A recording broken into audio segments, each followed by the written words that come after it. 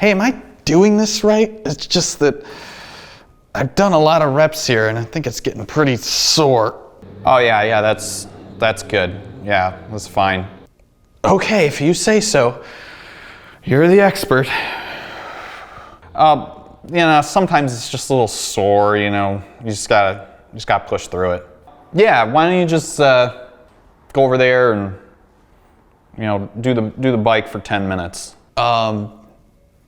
Okay, so I'll just go over there then.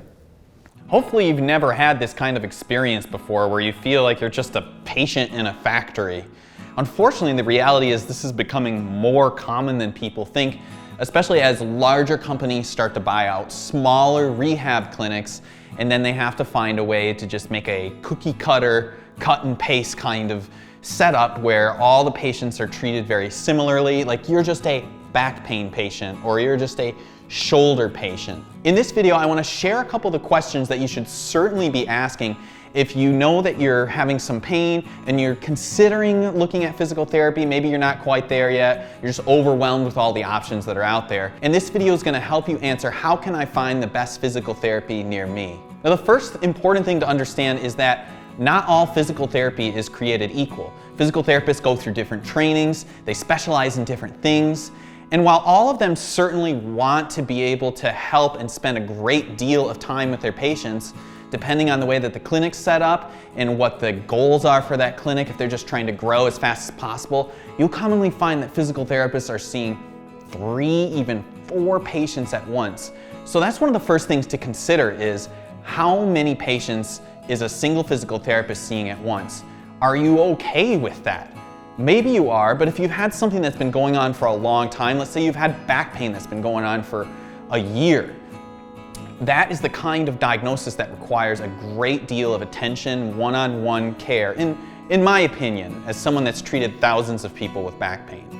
So when you're looking for someone that's going to treat a chronic thing that's been going on a long time, it's very likely you're going to need that one-on-one care. So I would always start by looking on the website, reading the kind of reviews that people leave, and even call and talk to them and say, what is the setup there in terms of physical therapists and how many patients are they seeing at once? If they're seeing 2 or 3 patients at once, you're going to find that the attention that they're giving you is going to be divided at least by half, maybe even more, because they're trying to shift back and forth to different patients.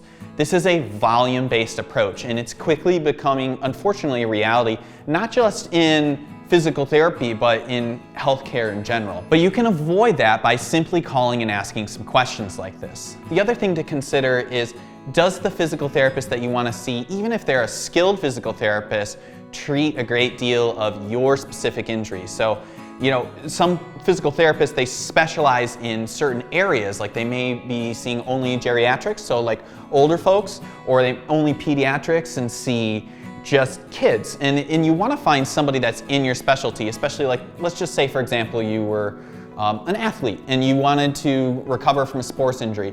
Well, anybody could do that, but you certainly want to consider finding somebody that treats a lot of your specific injury. Here's the big one that I encourage everybody to ask. Will the physical therapist spend 15 minutes on the phone with you?